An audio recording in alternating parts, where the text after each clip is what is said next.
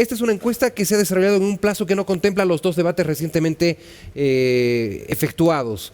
¿Cuánto puede variar el 18 de octubre respecto a lo que hemos publicado?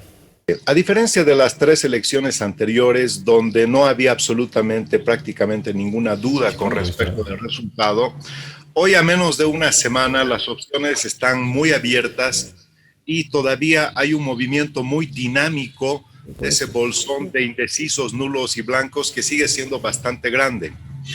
Es probable que la brecha todavía se pueda recortar 1 o 2 puntos, pero ciertamente que la reconfiguración del año pasado pareciera ser la tendencia.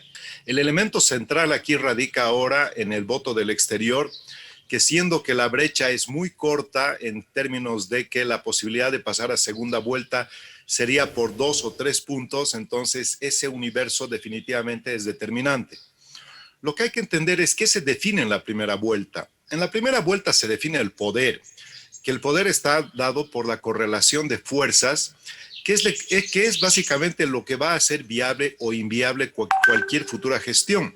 El señor Arce Catacora solamente puede llegar a la presidencia si gana en primera vuelta. Está claro que si va a segunda vuelta, todos los estudios hacen ver que el victorioso sería el señor Carlos Mesa. En ese sentido, ¿qué pasaría si gana el señor Arce Catacora en primera vuelta?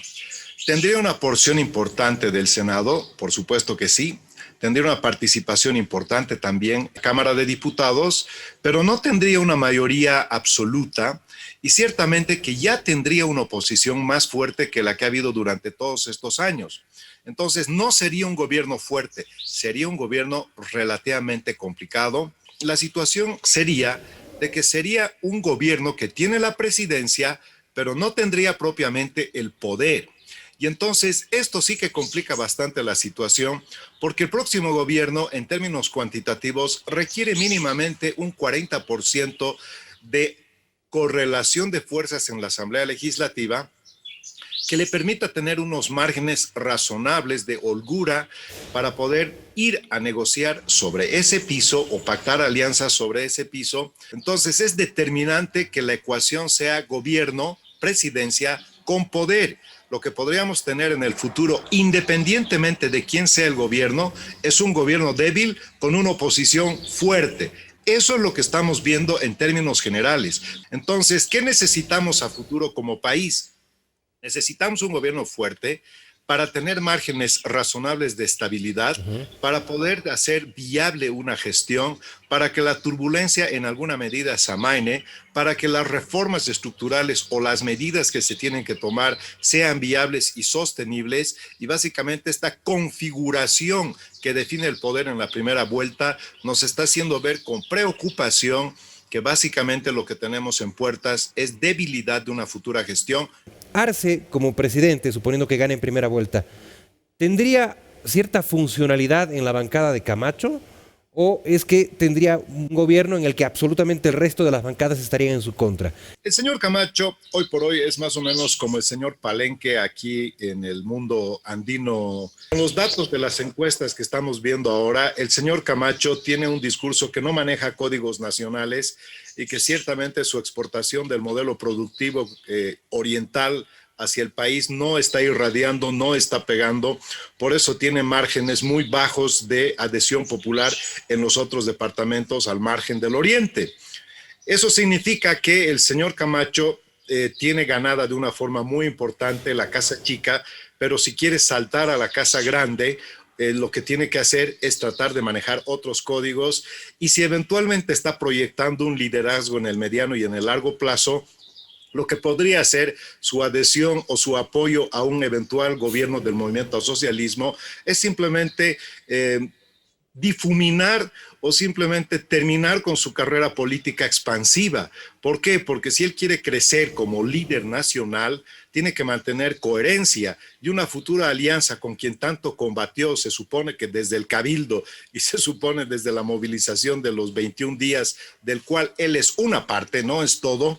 Entonces, una eventual alianza con el movimiento al socialismo, lo que haría simplemente es confirmar que efectivamente no han sido intereses propiamente por la democracia, sino básicamente intereses corporativos. Porque ¿por qué se tendría que aliar una persona que dice haber combatido, dice haber sacado al movimiento al socialismo del poder? Tendrían que ser por intereses, sobre todo vinculados al corporativismo, y ya que él habla que no es político, es empresario, entonces habría que asociar estos intereses al empresariado más que al país o propiamente a la ciudadanía.